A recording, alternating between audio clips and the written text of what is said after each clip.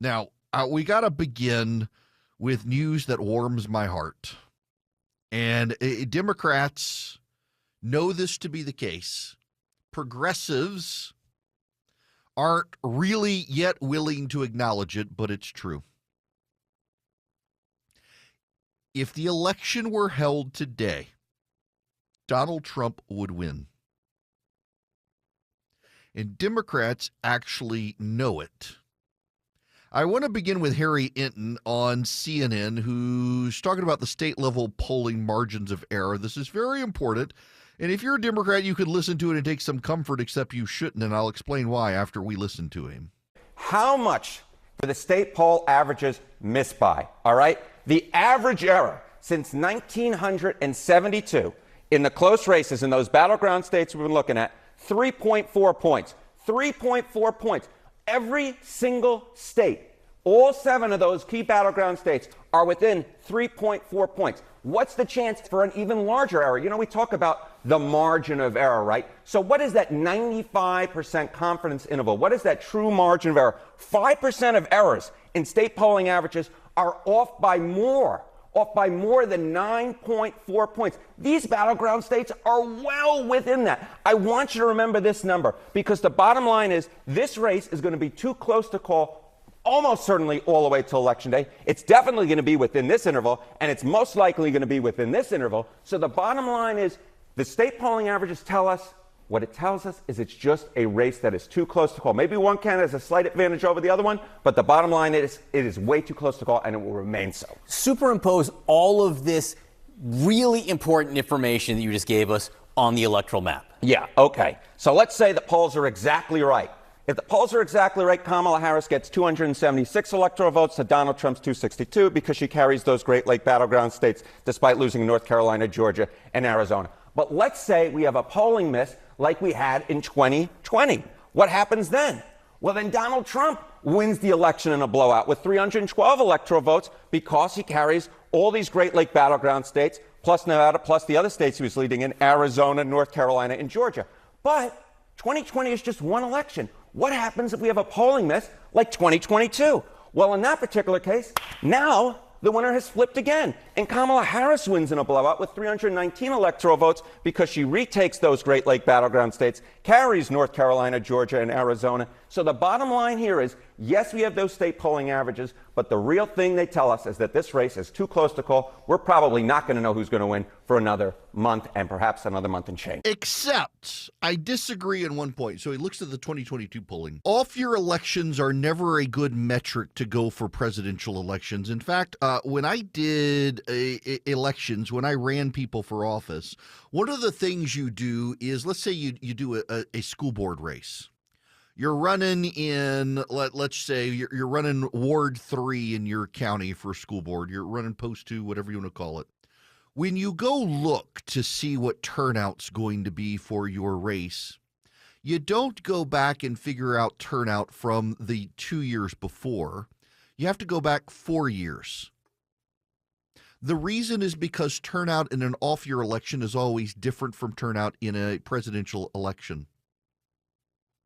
What Harry Enton didn't do, and it's nothing intentional on his part, he's showing you the last 4 years. You got to go back to 2016. The polling misses in 2016 and 2020 are far more relevant than the polling misses of 2018 and 2022. And in fact, the New York Times Siena College poll, which is one of the very best polls and has Harris up 3 right now, has a very good track record in off-year elections and not as good a track record in presidential elections, in large part because of voter enthusiasm and turnout. It's much easier to model an off-year election than it is to model a presidential election.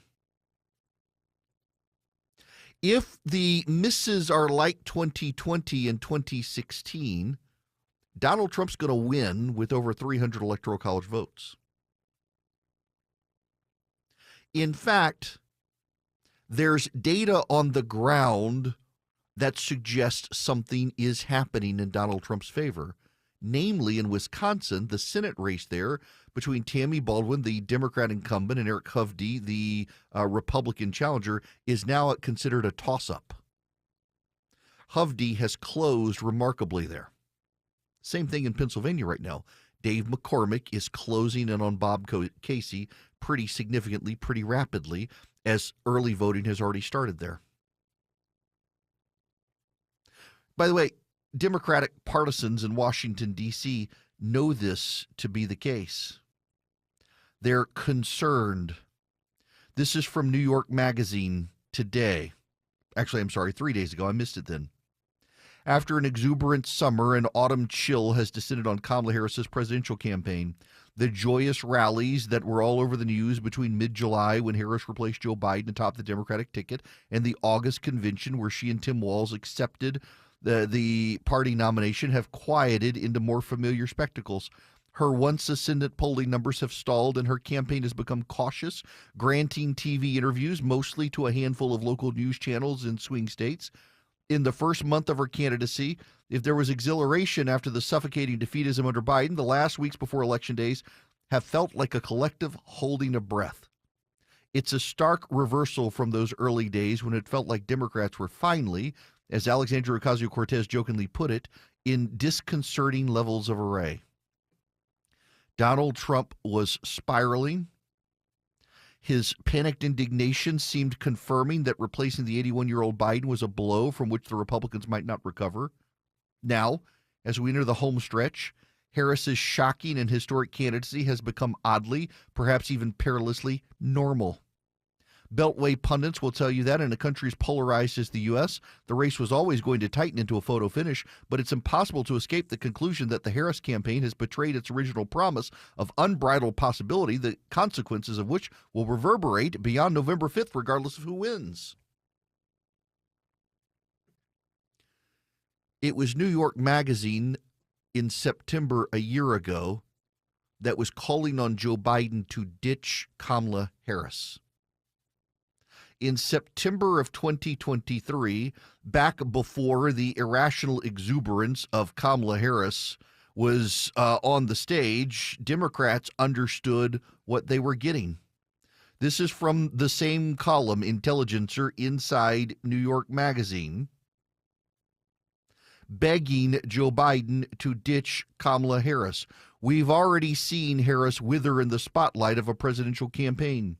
When she entered the 2020 Democratic primary, she boasted a strong fundraising base and a bevy of high-profile endorsements. Her campaign launch immediately propelled her to 15% support in the polls, putting her in second place behind Biden. Yet by the time she dropped out in December 2019, she was polling at under 4% nationally, just a smidge above novelty candidate Andrew Yang. In theory, Harris was supposed to have special appeal to African-American voters. In practice, when she exited the race, she was polling behind Pete Buttigieg in South Carolina.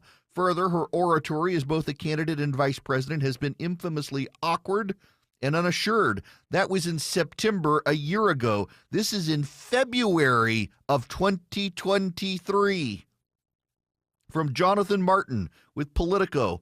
High-level Democrats are rallying to President Biden's reelection, not because they think it's the best interest of the country to have an 82-year-old start a second term, but because they fear the potential alternative, the nomination of Kamala Harris and the election of Donald Trump. But wait, there's more. There was a senator who said few Democrats in the chamber want Biden to run again, but that the party has to devise an alignment of interest with the president to get him off the narcotic of the office. There was the governor who mused about just how little campaigning Biden would be able to do. And there was the House member who, after saying that, of course, Democrats should renominate the president, told me to turn off my phone and then demanded to know who else was out there and said Harris wasn't an option. When nearly a dozen Democratic governors lined up for a news conference to trumpet their midterm gains, eager to take a turn at the microphone, the vulnerable bunch grew quiet when I asked if they thought Harris should be nominated without a primary were Biden not to run.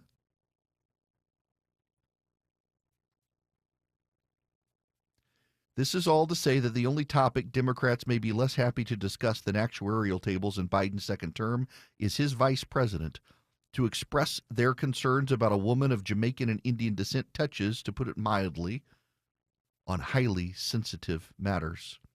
More to the point, Democrats have seen what happens when anyone in their party openly criticizes Harris. They're accused by activists and social media critics of showing, at best, racial and gender insensitivity. This doesn't stifle concerns about our prospects, of course. It just pushes them further underground and into the shadows of background quotes. This entire operation to punish anyone who speaks out about Kamala Harris is now starting to blow up in the faces of the Democrats. Kamala Harris gives terrible interviews. This is her this morning on The View, soon to be in Trump campaign ads everywhere. Well, if anything, would you have done something differently than President Biden during the past 4 years? There is not a thing that comes to mind in terms of, and I've been a part of most of the decisions that have had impact. Oh, yeah. And then there's this from 60 Minutes. I've been covering the border for years. And so I know this is not a problem that started with your administration. Correct. But there was an historic flood of undocumented immigrants coming across the border the first 3 years of your administration. As a matter of fact, arrivals quadrupled from the last year of President Trump. Was it a mistake to loosen the immigration policies as much as you did? It's a long-standing problem. And solutions are at hand. And from day one, literally, we have been offering solutions. What I was asking was it a mistake to kind of allow that flood to happen in the first place? I think the policies that we have been proposing are about fixing a problem, not promoting a problem. Okay? But the numbers did quadruple. And the numbers under your today, watch. because of what we have done, we have cut the flow of illegal immigration by half. But should you we have have done cut that? the Should you flow have of done that? fentanyl by half, but we need Congress to be able to act to actually fix the problem. Oh, every time she opens her mouth, she hurts herself. And you know how I know the Democrats know that she's losing? They've turned to hysteria. Listen to this claim. Long known that Donald Trump has revered the Nazis. He has revered Hitler. He's read his book. He used to say he had it on his nightstand. Donald Trump has had a very sinister philosophy, wanting to be a dictator, absolutely dividing people up based on who they are, based on factors about them that have to do with their race and their gender, etc. And when he uses language like this, I don't think that it's a Freudian slip. I think that the danger of a Donald Trump is that he would absolutely try to exterminate an entire group of people because he thinks that their genes are somehow different than his and faulty. When you're talking like that on CNN, one, you're provoking further assassination attempts, but also you're losing. Winners don't talk like that. The Democrats know she's losing.